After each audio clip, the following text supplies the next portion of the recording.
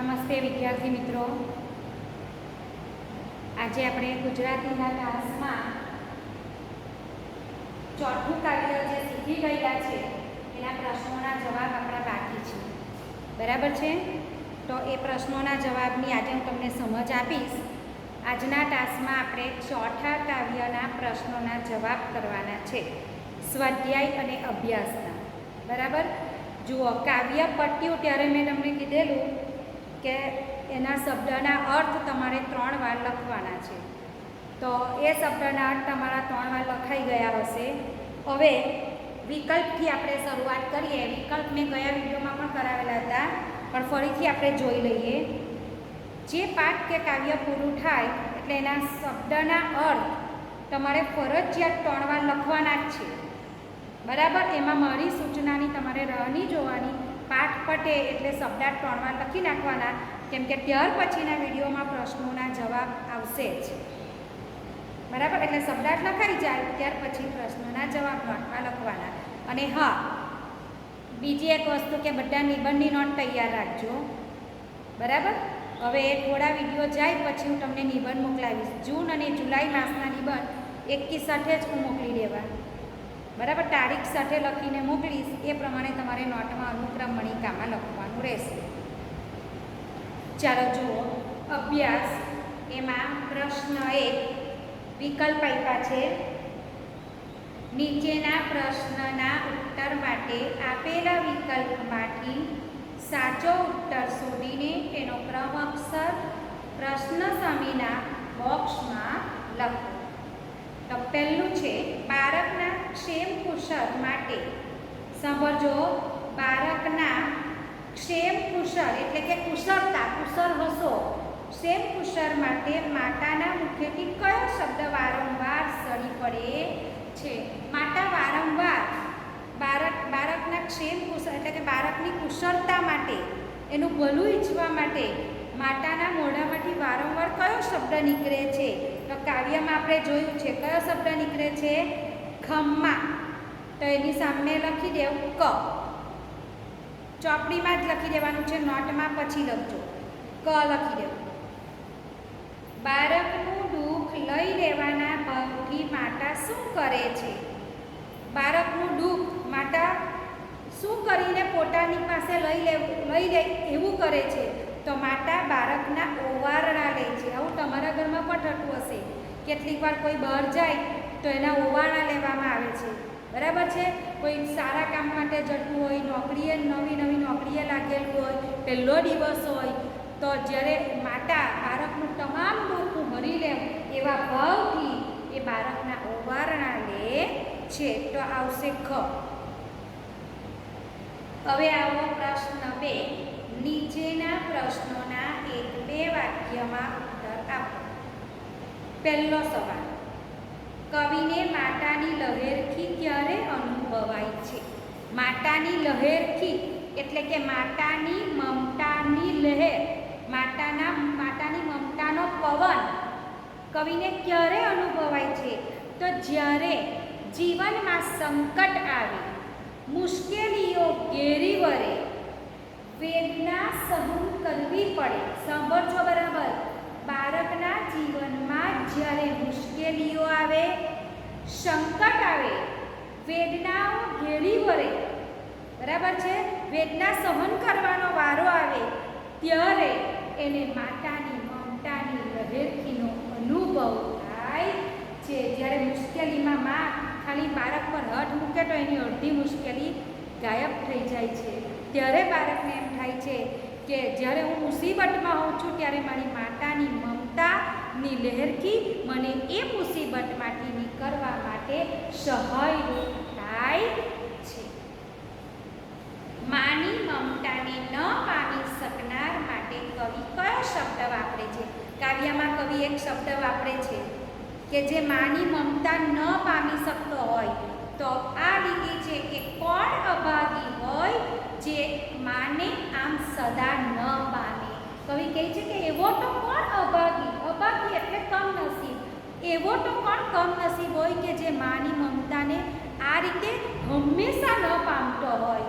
તો જે માની મમતા નથી પામી શકતો તેને માટે કવિ કાવ્યમાં અભાગી શબ્દ વાપરે છે. અભાગી એટલે કે કમનસીબ. જે કમનસીબ છે તેને જ માતાની મમતા મળતી નથી.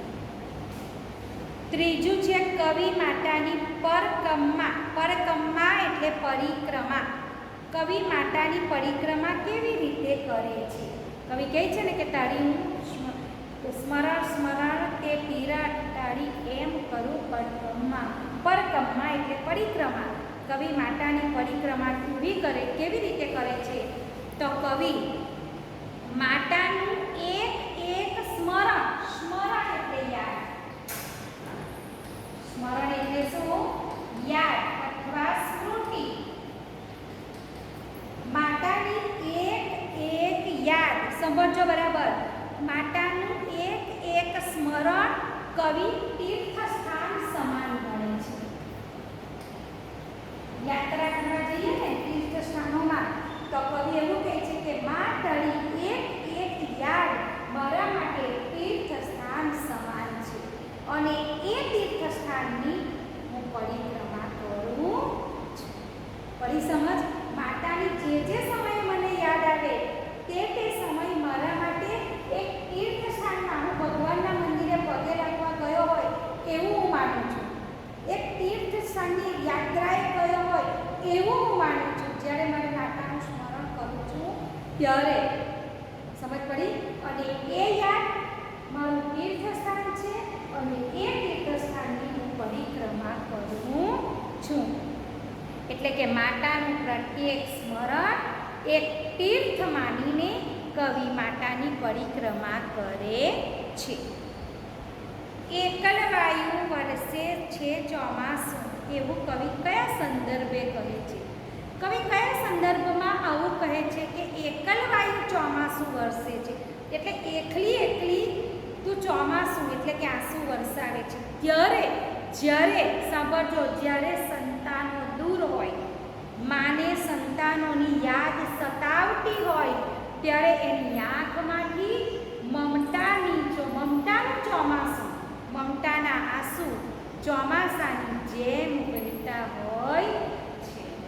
જો આ પ્રશ્નનો જવાબ શું આવે સાંભળજો. એકલવાયુ વરસે છે ચોમાસું એટલે કે જ્યારે માતાના સંતાનો દૂર હોય, માને એના સંતાનોની યાદ આવતી હોય, યાદ સતાવતી હોય ત્યારે તે ઘરના એક ખૂણામાં બેસીને એની મમતાનું ચોમાસું વરસાવે છે. બરાબર છે? એટલે એની આંખમાંથી આંસુ નીકળે છે ચોમાસાની જેમ. એ આંસુ શાના છે? એની મમતાના આંસુ. માને જ્યારે સંતાનો દૂર હોય છે, એની યાદ આવે છે ત્યારે એ આંસુ ચોમાસાની જેમ વરસે છે. માટે કવિ કહે છે કે એકલવાયુ વરસે છે ચોમાસું. જ્યારે એકલી હોય ત્યારે એને એકલું લાગે છે, સંતાનોની યાદ આવે ત્યારે એની આંખમાંથી મમતાના આંસુ નીકળે છે. એની નીચે આવો સ્વાધ્યાયના પણ પ્રશ્નના જવાબ જોઈ લઈએ. કવિ જુઓ, સાંભળી લેવો. આ પ્રશ્નના જવાબ હું સમજાવું છું. કોઈક પાઠના પ્રશ્નના જવાબ હું આવી રીતે સમજાવીને જવાબ નહીં પણ મોકલાવીશ, જાતે લખવાના રહેશે. બરાબર? એટલે બરાબર સાંભળવાનું. વિડીયો તો તમારી પાસે રહેવાનો જ છે. નહીં આવડે તો બીજી વાર સાંભળો ને કોશિશ કરવાની, જાતે લખવાની. હું PDF મોકલું તેમાંથી બેઠું જ ઉતારી કરવાનું એવું નથી. તમને આવડે તો તમે જાતે લખવાની કોશિશ પણ કરવાની. બરાબર છે? કેમ કે આ પ્રશ્નના જવાબ હું સમજાવું છું તમને, એ જ પ્રમાણે તમારે લખી નાખવાના. કવિ માતાની મમતા કયા પ્રસંગે અનુભવે છે? કવિને માની મમતા કયા પ્રસંગે અનુભવાય છે? તો જુઓ, અત્યારે જ આપણે આગળના પ્રશ્નમાં કરી ગયા કે માની મમતાની યાદ ક્યારે આવે છે? જ્યારે આપણે સંકટમાં હોઈએ, જ્યારે આપણે મુસીબતોનો સામનો કરવાનો હોય. બરાબર?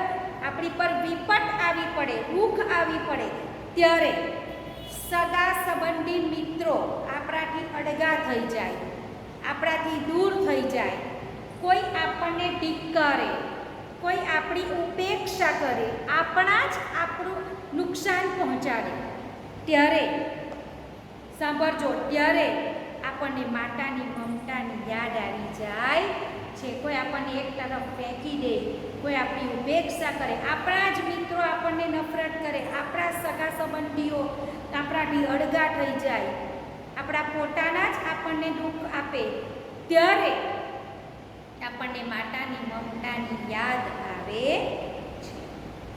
તમને તમારી માતા ગમે છે? એના કારણો કે પ્રસંગો જણાવો. બોલો, મમ્મી કોને નહીં ગમે? બધાને ગમે. માતા ગમે જ ને. કેમ ગમે? કારણ કે મમ્મી આપણું તમામ ધ્યાન રાખે છે. શાળામાં આવો તો નાસ્તો આપે, વોટર બેગ ભરી આપે, ઘરેથી તમને તૈયાર કરીને સરસ મજાની યુનિફોર્મ પહેરાવીને વાર ઓળીને તૈયાર કરીને કોણ મોકલાવે છે? મમ્મી મોકલાવે છે. એને પૂછજો કે તું કેટલી થાકી જાય છે, છતાં પણ એ તમારું કામ સારી રીતે કરે છે. તમને શાળાએ મોકલે છે, પપ્પાનું ટિફિન બનાવે છે, તમારું ટિફિન બનાવે છે. નિસ્વાર્થ ભાવે મમ્મી બધું જ કામ કરે છે. તો માં કોને ન ગમે? જો તમારું ધ્યાન રાખે છે, તમને સારી વાતો કરે છે, સારા કામો કરવાની પ્રેરણા આપે છે, બરાબર છે ને? ત્યાર પછી માં આપણો આત્મવિશ્વાસ વધારે છે. પરીક્ષા હોય ત્યારે તમને પરીક્ષામાં કયું વાંચવાનું છે, કઈ રીતે તારે મહેનત કરવાની છે, તેનું એક આખું સમયપત્રક આપણને મમ્મી તૈયાર કરી આપે છે કે બેટા 2 દિવસ ગુજરાતી વાંચજે, 2 દિવસ ગણિત વાંચજે, 2 દિવસ અંગ્રેજી વાંચજે, તો તું એમ કરતો વાંચીશ તો તારો બધા વિષયનું કોર્સ પતી જાય. આપણે મમ્મી આપણે આ બધું સમયપત્રક પરીક્ષામાં વાંચવાનું તૈયાર કરી આપે છે. આપણે જ્યારે નાસીપાસ થઈ જઈએ, નિરાશ થઈ જઈએ, તો આપણો આત્મવિશ્વાસ વધારવાનું કામ પણ મમ્મી કરે છે. ઘણીવાર કહે છે ને કે ચાલ બેટા આ વિષયમાં માર્ક ઓછા આવ્યા, કંઈ વાંધો નહીં, હવે બીજી વખત વધારે મહેનત કરજે, મહેનત કરશે તો તારો સારા માર્ક આવશે જ. આપણું બળ વધારે છે, આપણી હિંમત વધારવાનું કામ માતા કરે છે, આપણો આત્મવિશ્વાસ વધારે છે, બરાબર છે? તો માં આપણું સમગ્ર ધ્યાન રાખે છે, માટે માતા આપણે સૌને ગમે છે. ત્રીજું, મોટા થઈને તમે તમારી માતાનું ઋણ કેવી રીતે અદા કરશો? દરેક જણા પોતપોતાની માતાનું ઋણ અલગ રીતે અદા કરશે, પણ તેમાં પણ અમુક વાતો તો બધાની સરખી જ હોય. માતાનું ઋણ અદા કરવાનું છે તો કઈ રીતે કરશો? તમે મોટા થશો, તમે કમાશો, તમારું પણ ફેમિલી હશે ને ત્યારે તમારા માતા પિતા ઘરડા હશે, ઉંમર લાયક હશે, ત્યારે એની સેવા ખૂબ પ્રેમથી કરજો. એની સેવા કરીને એનું ઋણ અદા કરજો. એના સ્વાસ્થ્યની તમામ જવાબદારી તમે લેજો. એને પૂછજો રોજ, મમ્મી કશું થાય છે? એ કંઈ ના બોલે તો તમારે એને પૂછવાનું કે મમ્મી કંઈ થાય છે તને?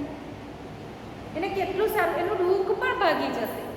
એની સેવા કરજો. જો માંદા પડે તો એની સેવા કરજો, એને મંદિર સુધી પહોંચાડજો. એને મંદિરે જવું હોય, હાથ પકડીને મંદિરે લઈ જજો, કેમ કે તે સમયે એને તમારા આધારની જરૂર હશે. અત્યાર સુધી તમને આધાર આપીને એણે ચલાવ્યા, બરાબર છે? તમને ઊભા કરવામાં એનો હાથ છે. હવે એ જ્યારે ઉંમર લાયક થાય છે ત્યારે એની સહાય હોય છે, એટલે એને આપણે ટેકો આપવો પડે છે. એનું બાળક જો એને એમ કહેશે કે માં ચાલ હું તને મંદિરે લઈ જાઉં, હાથ પકડીને, એને ખૂબ આનંદ થશે. તો માની નિસ્વાર્થ ભાવે સેવા કરજો, એના સ્વાસ્થ્યની કાળજી લેજો, એને મંદિરે જવું હોય તો મંદિરે લઈ જજો, એને તીર્થ સ્થાનોની યાત્રા પણ કરાવજો, એને ભજનો ગીતો સાંભળવા હોય તો સંભળાવજો. એને કોઈ જાતનું દુઃખ તમારા તરફથી મળવું જોઈએ નહીં, તો તમે સાચા અર્થમાં તમારો પુત્ર પ્રેમ નિભાવેલો કહેવાશે. પડી સમજ? તો મોટા થઈને માતાનું ઋણ એ રીતે અદા કરજો કે મારી માને હું સહેજ પણ દુઃખ પડવા દઈશ નહીં. ને આ માટે તમારે તમારી જિંદગીમાં ઘણા બધા ચઢાવ ઉતારનો સામનો કરવો પડશે, તો કરજો, પણ માતા પિતાની સેવા કરજો. એ એક તીર્થ સ્થાન જ છે, બહાર તીર્થ કરવાની જરૂર નથી. ઘરમાં માતા પિતા રૂપી તીર્થ છે જ, એની પ્રદક્ષિણા કરી લો, એને ખુશ રાખો, એટલે ઉપરવાળા ભગવાન તમારા પર ખુશ રહેશે. પરક્રમા કોની કોની કરવામાં આવે છે, શા માટે? પરિક્રમા કોની કોની થાય, શા માટે? સાંભળજો. તો પરિક્રમા મંદિરની થાય. આપણે મંદિરે જઈએ તો પગે લાગ્યા પછી મંદિરનો એક ફેરો પડીને કે ચાલ મંદિરની પરિક્રમા કરી લઈએ. કોઈક વખત કોઈ મૂર્તિની પરિક્રમા કરીએ, કોઈ વાર નદીની પરિક્રમા લોકો કરે છે, પર્વતની પરિક્રમા કરે છે, ગાયની પરિક્રમા પણ કરે છે. બરાબર, ગાયને પણ માતા માનવામાં આવે છે. માતા પિતાની પરિક્રમા પણ થાય છે.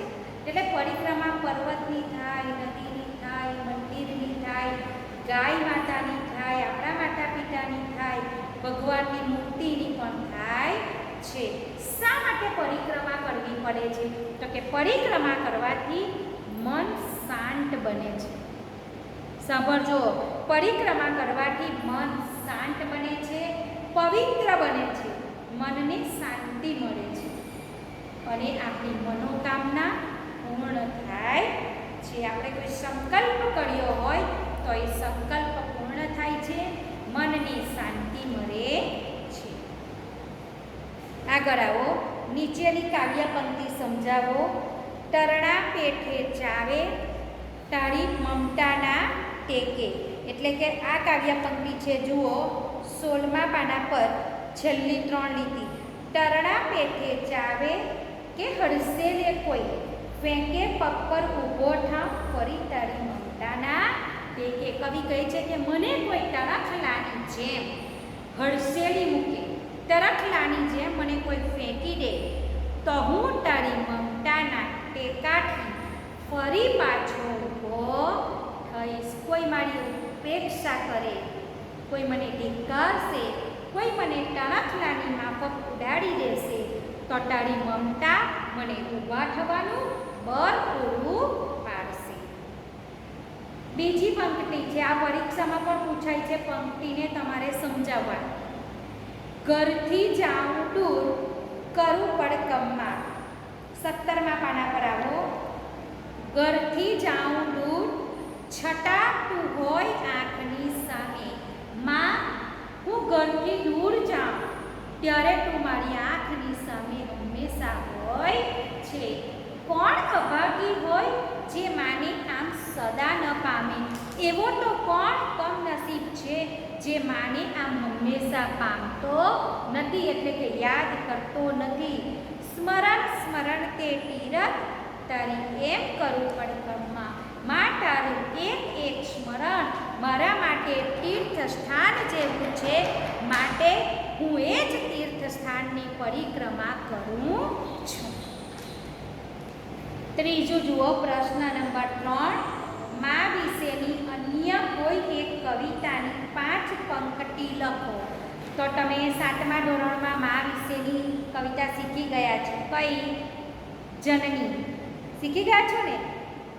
જનનીની જોડ સખી નહીં જડે રેલો, મીઠા મધુ ને મીઠા મેવલા રેલો, એથી મીઠી તે મૂડી માટરે, જનનીની જોડ સખી નહીં જડે રેલો. આ પંક્તિ તમારે મોડે પણ કરવાની હતી, બરાબર છે ને કાવ્ય?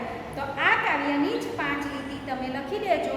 ખૂબ સરસ કાવ્ય છે. મા માટેનું સારામાં સારું એક સરસ કાવ્ય જનની, કવિ બોટાદકરે લખેલું છે. ખૂબ સુંદર કાવ્ય છે. એની જ તમે 5 પંક્તિ લખજો. એ તમે 7મામાં શીખી ગયેલા છો. હવે આવો નીચે પ્રશ્ન નંબર 4. સૂચના મુજબ લખો. નીચેના શબ્દના 2 સમાનાર્થી શબ્દ શબ્દકોશમાંથી શોધીને લખો. સમાનાર્થી શબ્દ લખવાના છે.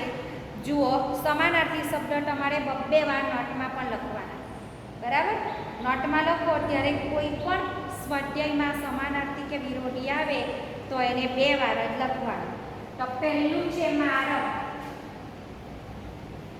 મારગ એટલે રસ્તો અથવા પથ, બરાબર? બીજું છે અભાગી.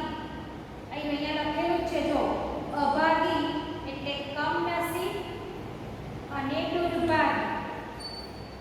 આપણે 2 અર્થ લખવાના છે, માટે 2 લખજો બધાના. સદા. સદા એટલે હંમેશા.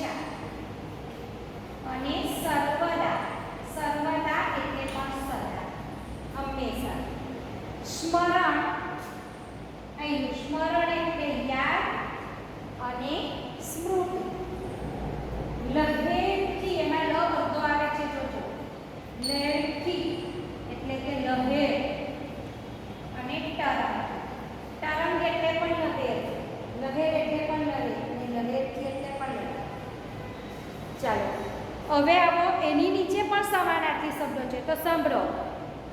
ચોથા પ્રશ્નનું પહેલું અને બીજું બંનેમાં સમાનાર્થી છે, તો એ બંને સમાનાર્થી શબ્દો તમે ભેગા કરીને લખી દેશો તો પણ ચાલશે.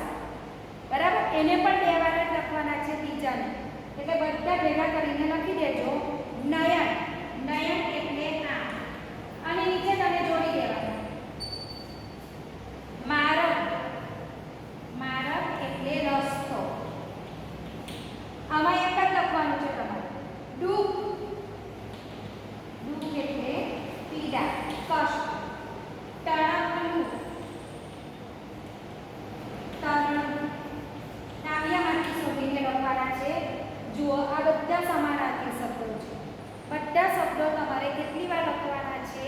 2 વાર. હવે આવો ત્રીજું, વિરોધી શબ્દો લખો. ત્રીજામાં વિરોધી છે, એને પણ 2 વાર. આની નીચે સૂચના લખી દેવાની, વિરોધાર્થી શબ્દ લખો. વિરુદ્ધાર્થી શબ્દને વિલોમ શબ્દ પણ કહેવાય. એની નીચે તમારે વિરોધી પણ 2 વાર લખવાના છે. અભાગી, અભાગીનો વિરોધી આવશે સદભાગી. વિરોધીમાં આપણે વચ્ચે ગુણ્યાની નિશાની, ચોકડીની નિશાની કરવાની છે. ચાલો, અભાગી, સદભાગી, એવી રીતે 2 વાર લખી દેવાનું. 2 વાર લખાઈ જાય એટલે એક લીટી છોડવાની ને પછી બીજો શબ્દ લખવાનો. આમાં પણ 2 વાર લખ્યું આ માર્ગ, પછી ત્રીજી લીટી છોડીને સદા.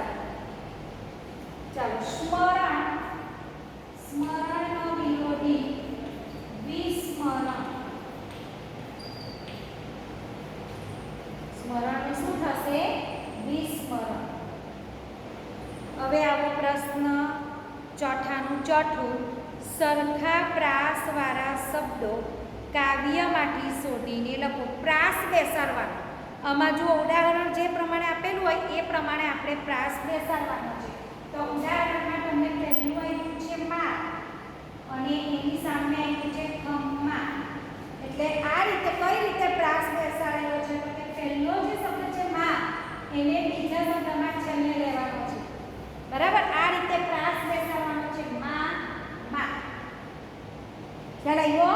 એટલે જે શબ્દ આગળ આપેલા છે, હવે એમાં એ જોઈને આપણે બીજો શબ્દ બાજુમાં લખીએ તો એનો અને આ બીજાનો પ્રાસ બેસવો જોઈએ.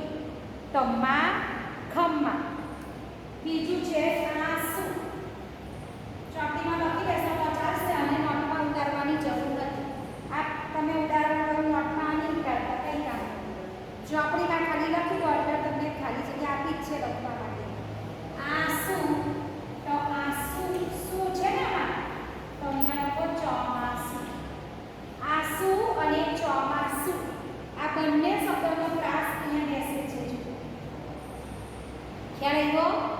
ત્યાર પછી છે ફેંકે. ફેંકે, આના જેવો શબ્દ ટેકે. કે ફેંકે, ટેકે. ત્યાર પછી આવો સામે. હવે આમાં 2 છે એટલે આમાં પામે. સામે, પામે. જો આ બધા શબ્દમાં પ્રાસ. માં, ખમ્મા. આંસુ, ચોમાસું. ફેંકે, ટેકે. સામે, પામે. થઈ ગયું? હવે આ શબ્દો તમારે ફક્ત ચોપડીમાં જ લખવાના છે, નોટમાં લખવાની જરૂર નથી. ચાલો, તો આ સ્વાધ્યાય જોઈ લીધું બધાએ. હવે જુઓ, આ વિડીયો આવશે ત્યાર પછી હું આના ફોટા મોકલાવા તમને. એમાં જોઈને તમારે પ્રશ્નના જવાબ લખવાના. ફોટામાં બીજા વધારાના પ્રશ્ન પણ છે, એને પણ નોટમાં લખજો. એવું નહીં કે આટલું જ કરી નાખવાનું. ખ્યાલ આવ્યો? આમાં જે છે તે તો સોલ્વ જવાબ લખી જ દેવાના, પણ તમને જે હું ફોટો મોકલું એમાં પણ છે તે બધા જ લખી દેવાના. જોઈએ તો આને નહીં પકડતા, ડાયરેક્ટ પેલું ફોટા આવે છે, જે પ્રમાણે ફોટા છે એ પ્રમાણે પ્રશ્નના જવાબ નોટમાં લખી દેજો. ખ્યાલ આવી ગયો?